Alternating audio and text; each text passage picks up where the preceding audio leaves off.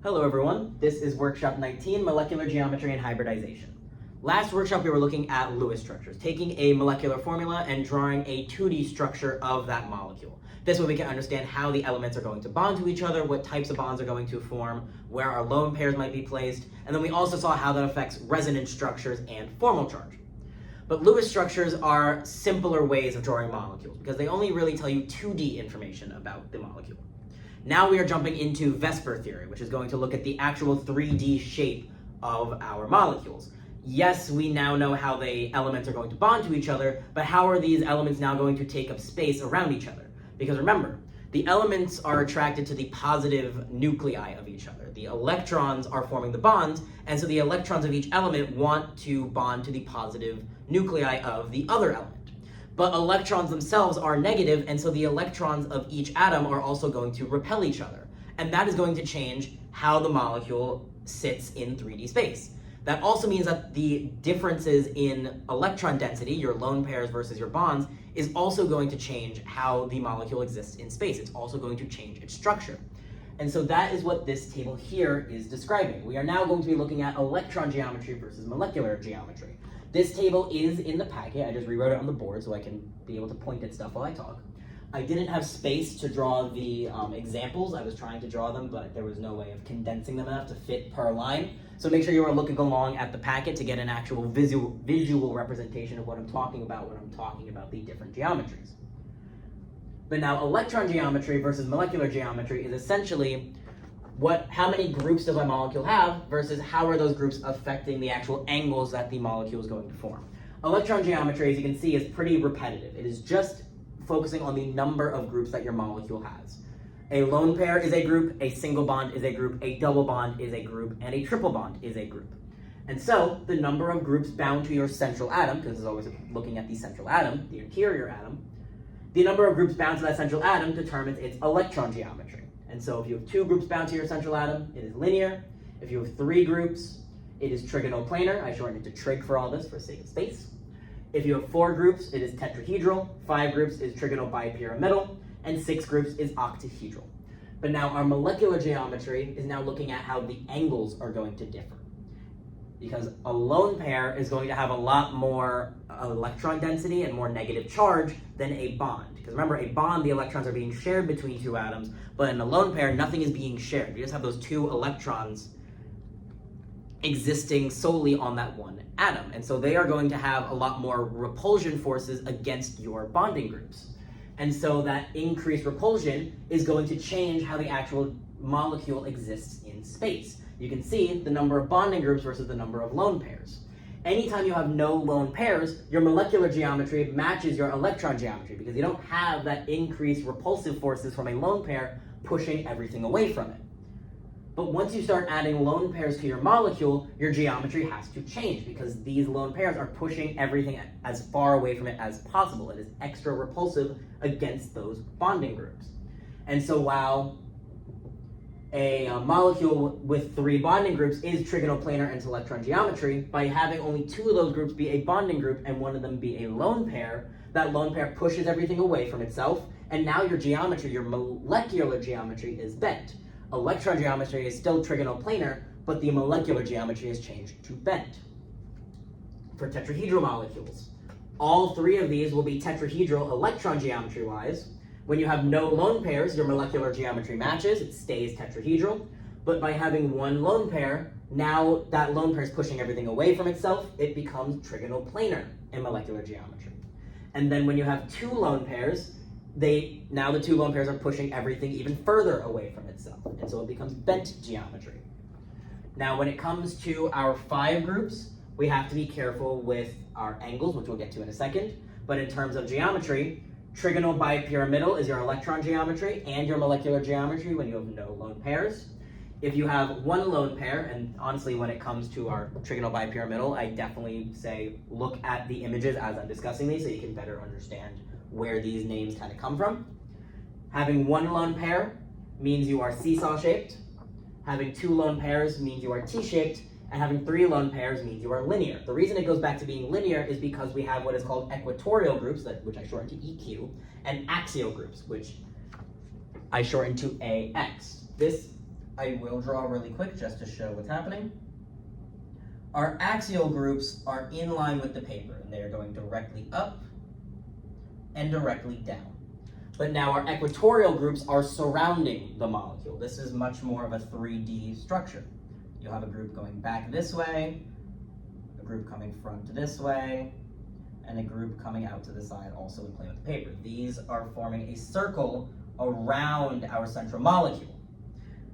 It is much easier to remove an equatorial group rather than removing an axial group. And so as long as you have equatorial groups on your molecule, these are going to get removed first. And so it's seesaw because you end up taking off this molecule first. If you put this on its side, it looks like a seesaw.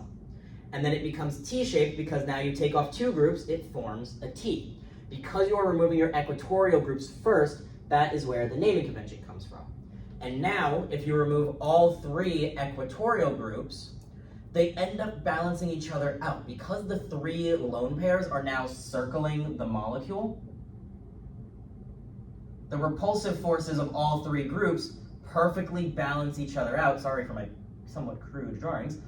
But because the three lone pairs are now perfectly balancing each other, because they are perfectly circling the molecule, they end up pushing on the axial groups perfectly enough that it forms just a straight line. The repulsive forces perfectly balance each other out to form that linear geometry again.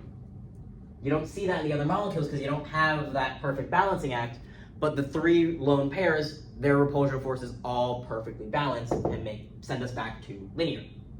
Now for octahedral, if you have no lone pairs, your molecular geometry is still octahedral. If you have one lone pair, you are square pyramidal. And if you have two lone pairs, it is square planar. As you can probably tell, there's a lot of memorization in this section. It is a lot of knowing what your electron geometries are and then seeing how many lone pairs you have to identify what your molecular geometry is. Flashcards are always going to be my go-to for studying, but whatever your studying method is for memorization, definitely try to utilize it as best as possible to get all this information down. And of course, what we're going to be doing today is a lot of practice. Just looking at molecules and identifying the structures over and over again is probably the best way to go about learning these geometries. You also have to know the angles associated with them. A linear molecule, since it's a straight line, is going to be 180. Trigonoplanar molecules, you can think of the angles of a triangle, it's going to be 120. But notice when you have bent geometry, when you have that one lone pair, it becomes less than 120. That is going to be the trend for all of our angles.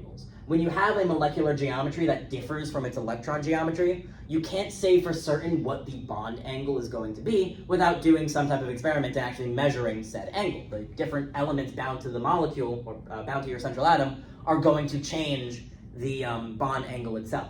So we can only say that it's less than our original angle. So that means there is a little bit less memorization you have to do. If you remember what the original angle is, you know that if you have one of your molecular geometries that differs from your electron geometry, all you can say is it's less than that original angle. It's less than 120. For tetrahedral, the angle is 109.5. For both of our geometries, it is just less than 109.5. We cannot actually specify the exact angle without performing some type of experiment, without actually being able to analyze the compound under a microscope and measure the angle ourselves. Now, again, for trigonobipyramidal, you have your equatorial groups and you have your axial groups. The equatorial groups are circling around the molecule, and so if you break a circle into three parts, the angles should form 120 degrees. And now your axial, since they are measuring the angle between the axial group and one of the equatorial groups, that's why it is 190. It is 90 degrees. You are not looking at the angle between axial group to axial group, you are looking at the angle between axial group to equatorial group. And if an axial group is pointing straight up or straight down, and the equatorial groups are perfectly circling the molecule, it makes a 90-degree angle. When you take off one equatorial group, again, you can just say that it's less than our original angles, so less than 120 or less than 90. But now if you take off two equatorial groups, notice we only say it's less than 90. That's because if you've taken off two of your three equatorial groups, there is no more equatorial angle to form. The equatorial angle, if the axial angle is looking at the angle between our equatorial group and our axial group, the equatorial angle is between two equatorial groups. If we take off two of them, there is no more equatorial angle to actually form. There's no other equatorial group to measure an angle for. And so you can't say that T-shaped has an equatorial angle. There's physically not enough groups there to measure that angle anymore. So it just becomes less than 90. And then as we discussed before, the 3 lone pairs now, from removing all of our equatorial groups, perfectly balance each other out. You make a linear molecule, you end up back at 180 degrees. It is a perfect straight line again. And now for octahedral, it forms perfect 90-degree angles. Square pyramidal, all we can say that is less than its original angle, but it is very important to know how the groups are going to remove themselves from an octahedral structure. 1, 2, 3, 4, 5, and 6. Let's say I remove this one up here. The first group getting removed doesn't really matter. And so this is why we say it's less than 90, because this lone pair is going to push the other groups down away from itself. There we go. But now I can't just take off any group. I have to take off the group that is opposite of my lone pair, because that is going to be the most stable. Molecules prefer symmetry when possible. And so if this one also gets removed, it's a similar thing to what happened in our linear molecule here, in our 5-group 3 lone pairs. The lone pairs are perfectly opposite of each other. They balance each other out. The repulsive forces balance each other out. And so it gets us back to our original perfect 90 degrees. These groups are now symmetrical again because our lone pairs are opposite of each other. And so now that we have gone over our geometries, let's look at some Lewis structures. Let's practice drawing our Lewis structures again to now be able to identify from a molecule what is its electron geometry, what is its molecular geometry, and what is its bond angle. So you might notice for this workshop, there is part 1, which is identifying our electron geometry, molecular geometry, and our bond angles. But then when you go to the back, there is our part 2 of this workshop, which is hybridization. But the molecules that we use for the practice problems are exactly the same. And so for this first part, I'm going to only do the odd numbers. And then when we do go over hybridization and start identifying pi bonds, sigma bonds, and hybridization of each molecule, I will be then doing the even numbers. So starting with question 1, we have water. To be able to identify our different geometries and bond angles, we have to draw our molecule. So make sure you have a lot of practice and feel comfortable drawing Lewis structures. Hydrogen has 1 valence electron, so there's 2 overall. Oxygen has 6 valence electrons, and so our structure should have 8 valence electrons. Hydrogen cannot be our central atom, and so oxygen will be our center. A hydrogen bound on each side. To finish out oxygen's octet, it needs 2 lone pairs. 2, 4, 6, 8. Our structure is already done. And so we now need to label our electron geometry, which I will label EG, our molecular geometry, Mg, and our bond angle, which I was going to draw the angle sign for. So, electron geometry, remember that is just the number of groups. It doesn't matter what the groups are.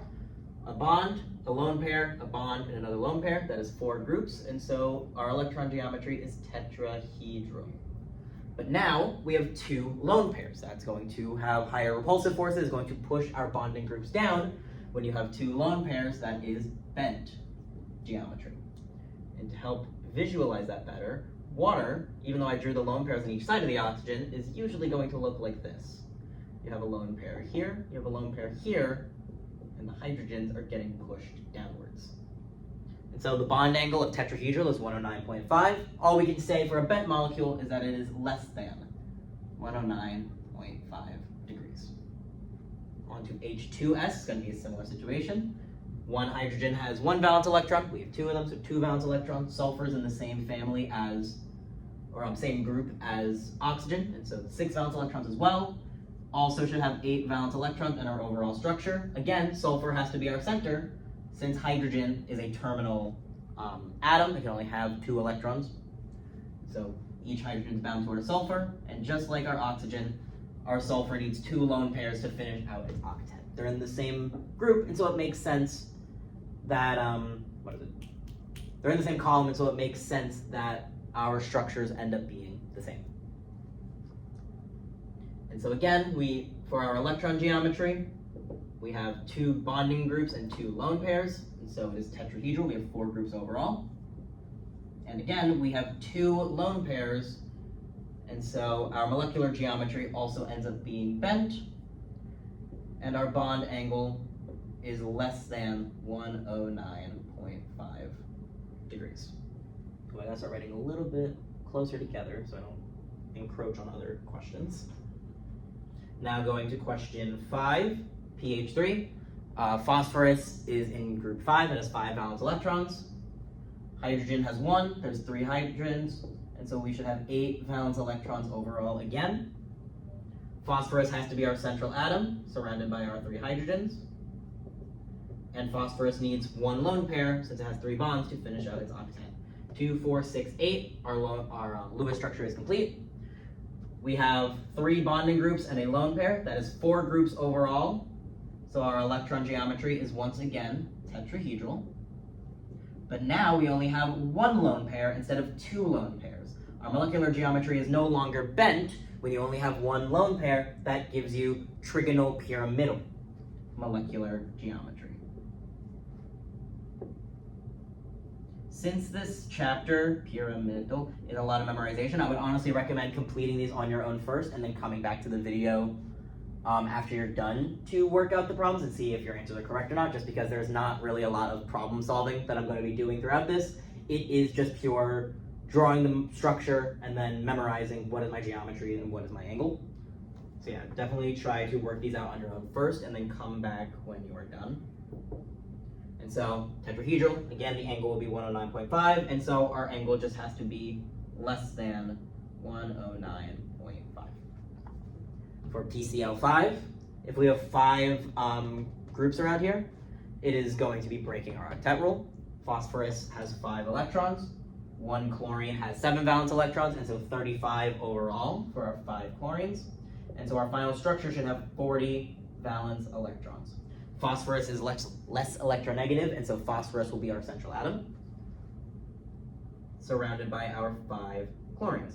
Phosphorus is in the 3rd row of the periodic table, and so it's able to break the octet rule. It's able to have an expanded octet.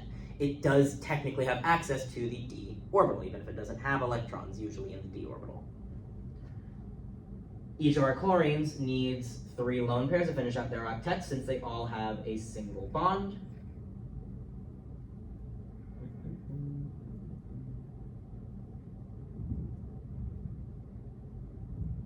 There we go.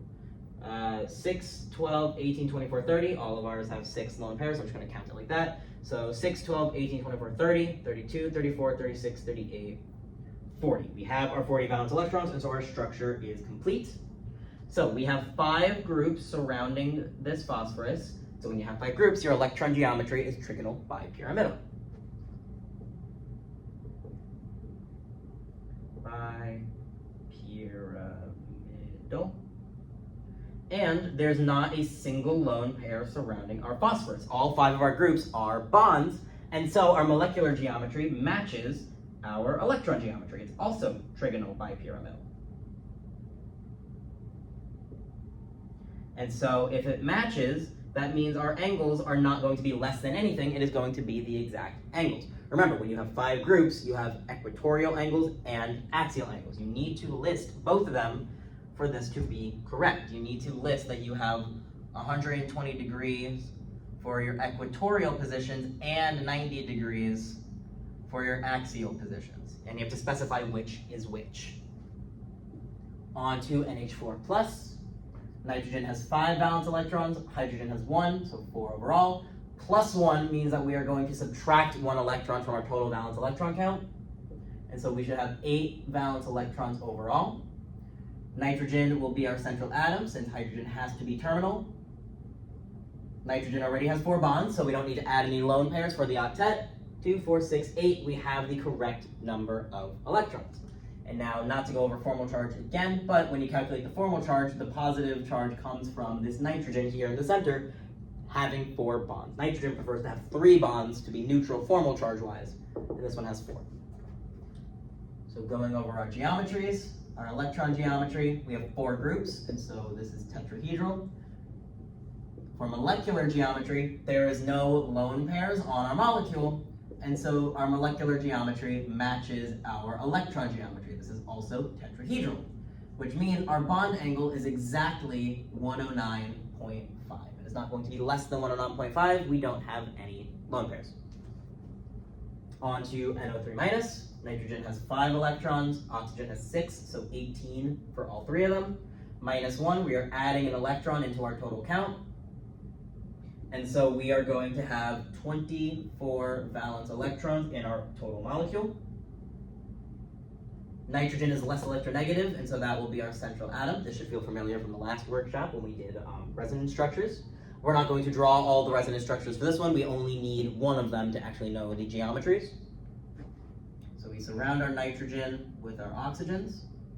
Nitrogen needs 1 lone pair to finish out its octet, and each oxygen, they only have 1 bond, so they need 3 lone pairs to finish out their octets. 2, 4, 6, 8, 10, 12, 14, 16, 18, 20, 22, 24, 26. We need to add a double bond to get rid of 2 electrons. Again, since there are resonance structures, it doesn't really matter where we put the double bond, but I'm not going to draw all the structures. 2, 4, 6, 8, 10, 12, 14, 16, 18, 20, 22, 24. So now that this is correct, we can label our geometries.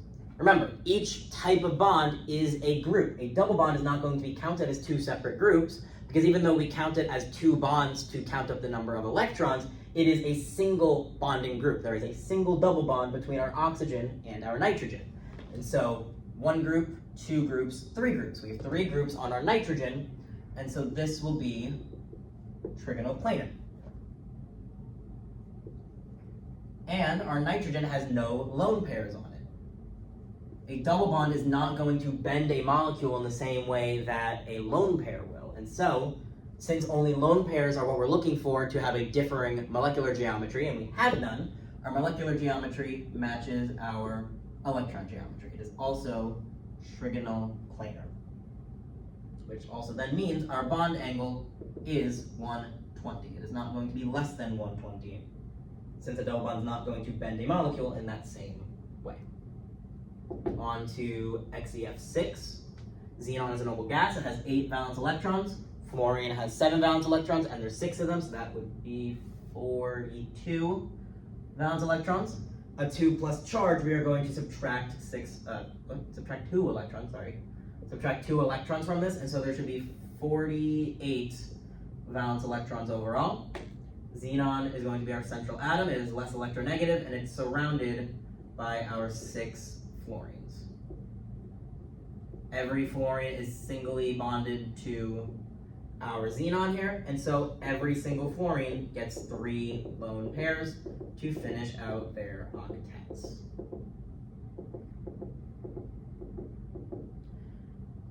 Okay, 6, 12, 18, 24, 30, 36. Sorry, throat's a little dry. 36, 38, 40, 42, 44, 46, 48. We have the correct number of electrons, and so now we can look at our geometry. There are 6 groups surrounding our xenon, so our electron geometry is octahedral.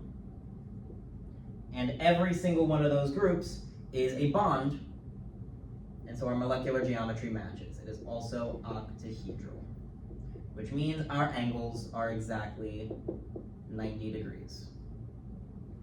Last one, carbonate. Carbon has 4 valence electrons. Oxygen has 6. There's 3 of them, so 18 overall. Minus 2, we are going to add 2 electrons to this. And so our total electron count should be 24 valence electrons. Carbon is less electronegative, so it's going to go in the center, surrounded by our 3 oxygens. Carbon needs 1 lone pair to finish its octet. Each oxygen has a single bond, so they need 3 lone pairs to finish out their octets.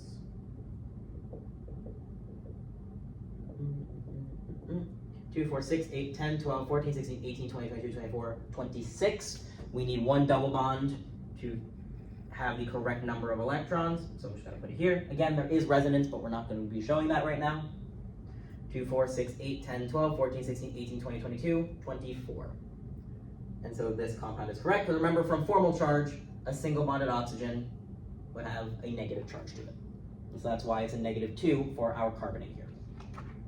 Now looking at our geometry, again, a double bond counts as a single group, and so 1, 2, 3 groups surrounding our carbon. This molecule is trig planar. For the electron geometry, and again, there are no lone pairs on our carbon, and so our molecular geometry is also trig planar. If our molecular geometry is trigonoplanar, that means our bond angle is 120 degrees. So like you can see, this is just a lot of memorization. Being able to draw your Lewis structure is the most important part. And then from there, just being able to count up how many groups do I have versus how many of those groups are lone pairs. Once you know that information, you can assign your electron geometry, molecular geometry, and bond angle accordingly.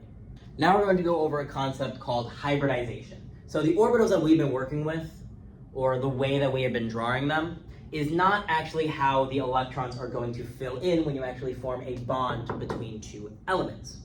I have some examples that I've drawn up here to best demonstrate what hybridization is doing. In terms of definition, hybridization is a mathematical procedure in which the standard atomic orbitals are combined to form new atomic orbitals called hybrid orbitals. Your electrons usually, when you form a bond, are not filling in an s orbital and a p orbital, or filling in a d orbital. The orbitals themselves are hybridizing because this will lower the overall energy. By forming hybrid orbitals, the electrons are able to fill in the orbitals with lower energy, and lower energy means more stability. But now let's actually see what hybridization means. I find carbon a very good example when working with hybridization, because remember, carbon has 4 valence electrons. It has 2 in its 2s shell, and then 2 more in its 2p shell. Now, based on its valence electrons, it doesn't really make sense that carbon wants to form 4 bonds all the time. We know from drawing our Lewis structures, carbon is most stable with 4 bonds. But based on its valence electrons, 2 of them are paired already, so it should really only be forming 2 bonds. It should be most stable with just 2 bonds. Why is it now that when I have 4 bonds, it's more stable, and if I draw carbon with only 2 bonds, it's not stable? That is due to hybridization. Whenever you form a bond between 2 atoms, their orbitals are going to overlap. And because their orbitals are overlapping, you end up creating hybridized orbitals that are now sharing space with each other and are therefore lower in energy and making a more stable molecule. So let's see how hybridization is going to affect CH4 here. Ooh, wrong atom. H, and H. So like I said, whenever you have a single bond, whenever 2 atoms bond to each other, you're going to have their orbitals overlapping, because hydrogen has its 1s orbital, sorry, I almost said 2s. Hydrogen has its 1s orbital here with its single electron. And of course, carbon, we know, has its 4 valence electrons spread across its 2s and 2p orbital. But if their orbitals are overlapping, you now have one of carbon's electrons here sharing a bond with one of hydrogen's electrons. It is not that 2 of carbon's electrons are being donated to hydrogen to make that bond. One is coming from hydrogen, and only one of them is coming from carbon, one of its valence electrons. This one from carbon then, in order to only share one of its electrons and have a better energy, becomes hybridized. Anytime you have a bond between 2 elements and you form this single bond, you are going to hybridize that participating orbital, and the hybridization comes from these 2 up here. It is a hybridization of your s orbital and your p orbital. And so if you're forming a hybridization of those 2 orbitals, that is going to be what is called an sp orbital. You hybridize an s and a p. And so if all 4 of these bonds are a hybridization between the s orbital and one of the p orbitals, sorry, that's a little crude, I'm not an artist. But if all of these single bonds, there we go, are a hybridized orbital from carbon sharing space with the orbital from hydrogen, since it is coming from our orbitals up here, that is all 4 of our orbitals hybridizing. The 1s orbital and the 3 p orbitals all combine to each other, they all hybridize to form these orbitals. Because you can't just have orbitals coming from nowhere. You can't just say that you have hybridized orbitals now. They have to come from the total number of orbitals actually used up to form the number of bonds. Since we have formed 4 bonds, we have created 4 hybridized orbitals, which means we used all 4 of our s and p orbitals from carbon. So that's where we end up getting the name sp3. To form all 4 bonds, we used the 1s orbital and hybridized it with the 3 p orbitals. These 4 orbitals all combined into each other became 4 now sp3 orbitals that are all equal in energy, which is now more stable than having a 2s orbital that is lower in energy and the 3p orbitals that are higher in energy. And so if you take this here, combine it into our 4 orbitals, we now have carbon's 4 valence electrons spread out evenly across these 4 orbitals. This is why carbon likes to form 4 bonds, because every time it forms a bond, it forms a new hybridized orbital, and when it combines all 4 of its orbitals here into 4 sp3 hybridized orbitals, it becomes much more stable. It's able to spread out its 4 valence electrons to each be single by itself, which now makes space for 4 different elements to bond to it. And so this is where carbon's 4 bond stability comes from. And so if every time you form a single bond, you get hybridized orbital, let's see what happens now with these 2 molecules, because these 2 molecules are going to have double and triple bonds. C2H4 looks like this. And so now this is where it's important to know the difference between a sigma bond and a pi bond. Every single bond here is a sigma bond. A sigma bond is going to be that overlap, it's going to be where you have that overlap of orbitals. And so whenever we have that overlap, this is a sigma bond. That's not how you draw the symbol. This is a sigma bond. This is a sigma bond. This molecule has 4 sigma bonds. You have an overlap of orbitals. But now a pi bond, as we're going to see, does not overlap with each other. The pi bonds instead are going to be perpendicular with the actual molecule itself. Instead of being directly in plane with the molecule and participating in the hybridized bonds, they are going to be above and below the molecule or coming out of the page and into the page, which is going to be a little bit harder for me to draw. So I would absolutely recommend looking at the textbook's diagrams for those. I feel like the textbook has some pretty good diagrams to show what pi orbitals look like, or pi bonds look like, sorry. But to try and show it with at least this molecule, we know our single bonds all here are going to be overlapping orbitals. This is a bond, and so this has overlap. This is a bond, so this has overlap, etc., etc. Let me just finish drawing these crude little drawings. There we go. And so already we know each carbon has minimum 2 overlapping orbitals, so 2 hybridized orbitals. But now, to form a bond between elements, you always need 1 sigma bond. A single bond is that sigma bond.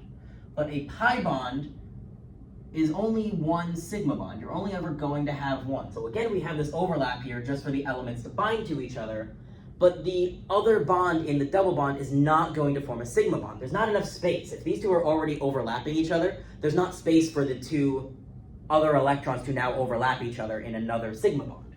And so instead, anytime you have more than a single bond, you are now going to have pi bonds. A double bond has 1 sigma bond to hold the elements together like this, to overlap, and it has the pi bonds going above and below our molecules. Ooh, I'm not going to have space really for the carbons. I'll just try my best. There we go. And this is why I said, please look at the textbook for these drawings. I'm not going to be able to draw this properly for the C2H2. But either way, you have above and below. These are not overlapping. These are not going to form hybridized orbitals. This is instead going to stay a p orbital. And so each carbon has 3 sigma bonds. And so those 3 electrons go into the hybridized orbitals, but one of the electrons stays in its 2p orbital. And so this is why now this only gets called sp2. Going back to our original structure, we have 4 orbitals to work with. We only used 3 of them, 1 s orbital and 2 of the p orbitals to make our hybridized orbitals. We didn't use this last p orbital here. I'm actually going to get rid of the 2. There we go. We didn't use this last p orbital here. It stays as an unhybridized p orbital. And so, even further, we have a triple bond now between our carbon and our other carbon. And so again, we know our single bonds will make that 1 sigma bond. And again, we need 1 sigma bond between our 2 carbons here to hold them together. We need that overlap of orbitals. So we have a hybridized orbital here and a hybridized orbital here. But again, once you have 1 sigma bond, once you have 1 hybridized orbital, you don't have space in a double or triple bond to make more of them. So a triple bond will now have 2 pi bonds, which means you now have 2 unhybridized orbitals. So you used 1 s orbital and 1 p orbital, 2 orbitals from here, So this is just sp, and you used 2 p orbitals in the 2 pi bonds. These are unhybridized, so they stay as p orbitals. And so this is how our hybridization works. Whenever you have a sigma bond, you have a hybridized orbital because you have that overlap of orbitals between your 2 elements, and it is more stable to hybridize your orbitals to make that overlap rather than leave them as 2s and 2p, or whatever s orbital, whatever p orbital you're working with. But when you have a pi bond involved for your double bonds or your triple bonds, the pi bond is unhybridized. It stays as a p orbital. And so you can start to notice, or potentially start to notice, these drawings might not demonstrate it the best, but there is a relationship between the geometry you have and the actual hybridization. And so now that we understand how hybridization works, let's actually look at how our electron geometry affects our hybridization, because this will be a constant trend. So you can either go about drawing it and try to memorize it this way, draw out your orbitals, or we can memorize this list. Based on our electron geometry, I'm just going to shorten it to electron geo, we know our hybridization. The molecular geometry is not going to affect our hybridization. It is only the electron geometry that we care about. Because remember, we care about the sigma bonds that are forming. We care about these single bonds. The pi bonds are now unhybridized, but we still then only need to count the groups. We only need to know about the number of sigma bonds surrounding this molecule to then actually know what my hybridization is. This carbon has 3 groups. It has a single bond, and a double bond. 3 sigma bonds makes our 3 orbitals, and so this has trigonoplanar electron geometry, and so it has a hybridization of sp2. Even if you have a molecule that is trigonoplanar and has a lone pair acts as a sigma bond. A lone pair has the ability to hybridize and overlap with another pair of electrons from another atom. It just has not done so in that specific structure. So lone pairs act as sigma bonds, single bonds act as sigma bonds, and 1 bond and a double bond and 1 bond and a triple bond act as a sigma bond. And so we just need to count the number of groups surrounding the atom, not the type of group itself, because all of our groups count as 1 sigma bond, and that is what we care about for determining our hybridization. So if it's linear, it's going to be sp, as we see here with our C2H2. If it's trigonoplanar, it's going to be sp2, as we see with our C2H4. If it's tetrahedral, it's going to be sp3, as we see with our methane over there, our CH4. And now, as we get to our higher geometries, our trigonal bipyramidal and our octahedral, we've run out of orbitals to work with. You know, S has 1 orbital, P has 3. We've already used all 4 of them in our tetrahedral. And so that is why I mentioned the d orbital in the last part. When we were looking at PCl5, I said that phosphorus has access to the d orbital, and that's why it's able to have an expanded octet. That is exactly how our hybridization works as well. If you run out of orbitals, S, I'm not even going to put the numbers because it's just an example. If I have S and I have P, and I've used all of them to hybridize, but I have 5 groups bonding, a sigma bond, no, let's go 4, 5 groups bonding, I need another hybridized orbital. A sigma bond means I have to hybridize my orbital to have lower energy. And so we just take from the d orbital. We now have 5 other orbitals to work with, and so we just take one of these. So we use up 4 orbitals in forming an sp3 hybridized. We need 1 more orbital, so we take 1 from our d orbital. So this is sp3d. Octahedral, again, we use all 4 of these to make 4 of the bonds. We have 2 bonds left, so we take 2 of them from our d orbital, sp3d2. The number of bonds tells you how many orbitals you are using up to form your hybridized orbitals, and so you can count out what type of hybridization scheme you can have based on your electron geometry. So now let's go into some practice problems. Again, it's going to be a lot of being comfortable with drawing Lewis structures, and once we have the Lewis structures, we can determine our hybridization, the number of sigma bonds, and the number of pi bonds. On to our second half of practice problems. Again, I'm doing the even numbers from the front page because they have the same problems in the back. We will get to this one. I trying to label these as best as possible so we can follow along. But just remember, for any time you have a central atom, you can determine electron geometry, molecular geometry, sigma bonds, pi bonds, hybridization. So there's just a lot of central atoms here, but I promise it will not be too bad. So starting with question 2, phosphorus has 5 electrons, fluorine has 7, and so there's 21 overall, and so our structure should have 26 valence electrons. Phosphorus is less electronegative, so it's our central atom, surrounded by our 3 fluorines. Phosphorus needs 1 lone pair to finish that set, and each fluorine has 1 bond, and so we need 3 lone pairs to finish our octets. 2, 4, 6, 8, 10, 12, 14, 16, 18, 20, 22, 24, 26. So our structure is done. So if we want to know our hybridization, the best way is probably to then find out our electron geometry. We have 4 groups surrounding our phosphorus, so it's tetrahedral. And we said before, tetrahedral, you're using 4 hybridized orbitals, 4 groups here. And so it is sp3 hybridized. Now if it's sp3 hybridized, that then tells us that we have, I should clarify my wording from before, a lone pair is going to act as a sigma bond when determining the hybridized orbital. It will add an extra hybridized orbital to our thing, so it wouldn't be sp2 due to the 3 bonds, it is sp3, because the lone pair will cause hybridization. It's more stable to exist that way. But a bond still is a bond. If we're counting the number of sigma bonds, we are still counting only the number of bonds that we actually have in this molecule. And so we have 3 sigma bonds, and we have no pi bonds. So yeah, a lone pair counts towards hybridization. Ooh, excuse me. Counts towards hybridization, but does not count towards the actual number of pairs, since again, it has the potential to act as a sigma bond, but it is not actually bonding to anything. So now on to COCO4. Carbon has 4 valence electrons, chlorine has 7, and there's 4 of them, so 28 valence electrons. We should have 32 valence electrons overall. Carbon is less electronegative, so it's going to go in the center, surrounded by our chlorines. Carbon has all 4 bonds, it has all 8 electrons. Each chlorine then, with 1 bond, is going to need 3 lone pairs to finish out their octets.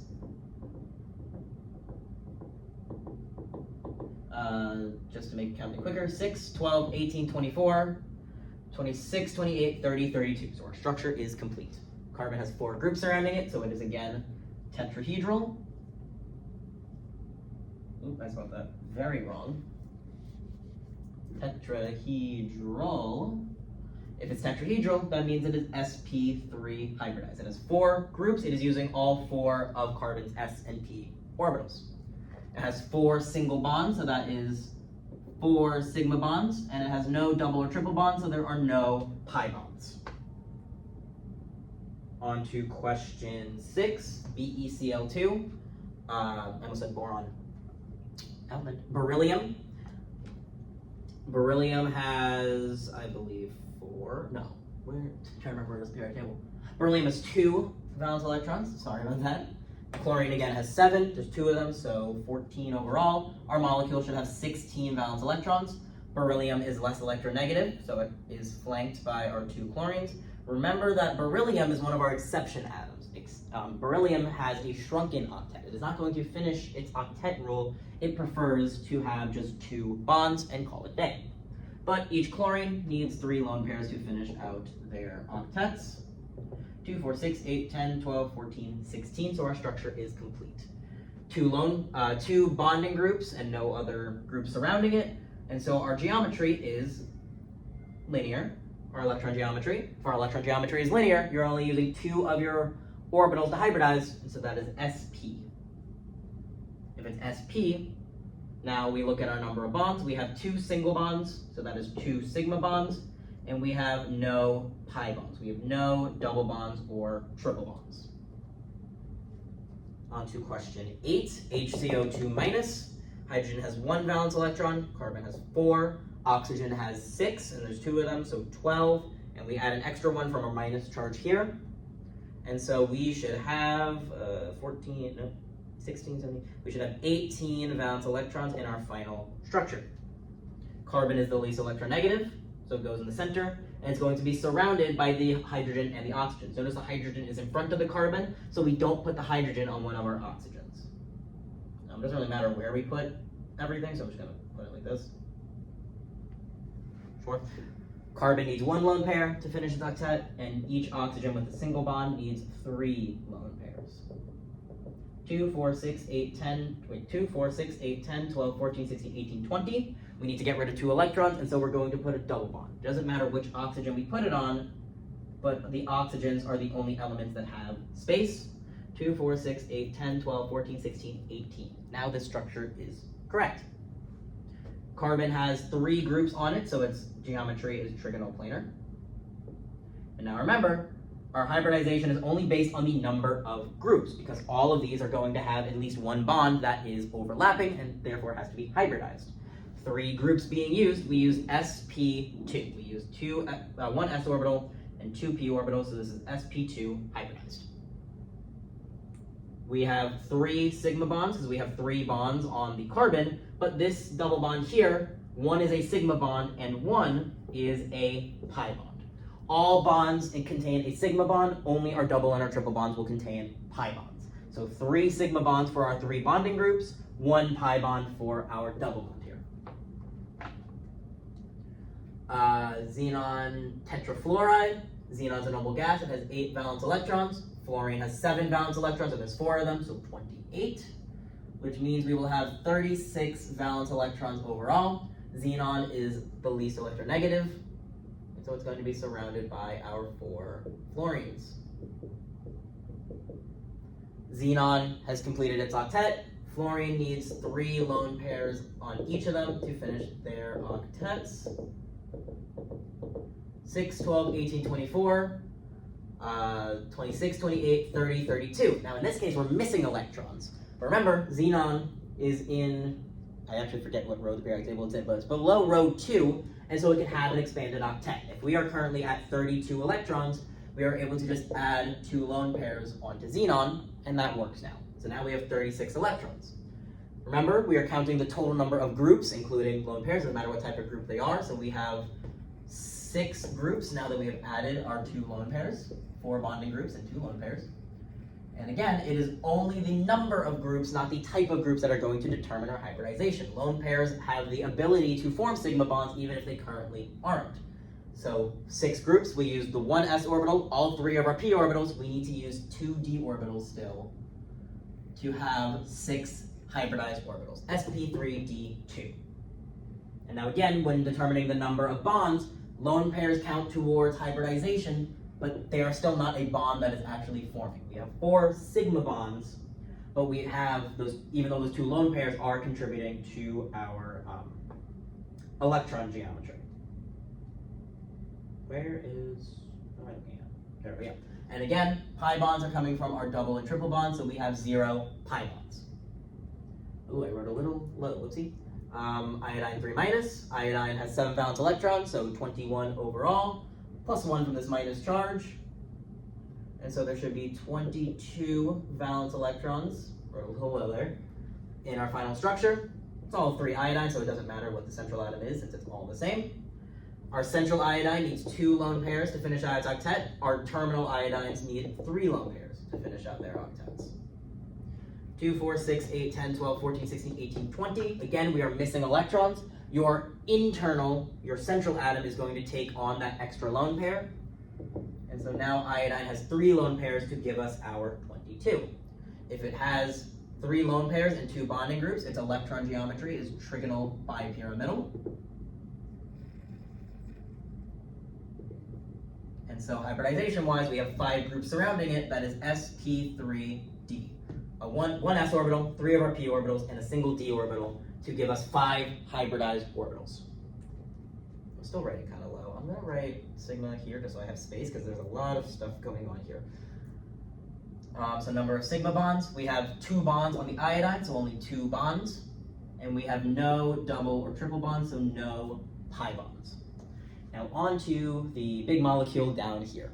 Again, we can follow all the same rules, we just need to pay attention to what we are looking at. So I tried my best to label them. If it is a little hard to read, this nitrogen up here is nitrogen 1, and then on the left is 2, down here is 3, nitrogen up here on the 5-sided ring is 4, and the bottom nitrogen is 5.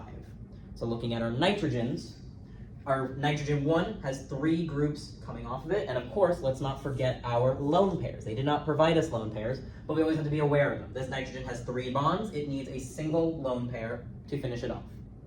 So it has 4 groups overall. It is tetrahedral. Tetrahedral means it is going to have sp3 hybridization. It needs 4 overlapping orbitals to account for the 4 groups. It has 3 bonds, and so in terms of number of sigma bonds, it has 3. And it has no double or triple bonds, so it has 0 pi bonds. Now on to nitrogen 2. Again, it has 3 bonds right now, so it has a lone pair on it that they did not give us. Wow, this lone pair is really hard to draw. There we go. One more time. That's as good as we're getting. So, a bond, a double bond, and a lone pair. We have 3 groups, so it's trigonoplanar. Trigonoplanar is going to be sp2 hybridized. We need 3 hybridized orbitals to take up the 3 groups. We have 2 sigma bonds, the single bond here, and one of the bonds in the pi bond, in the double bond.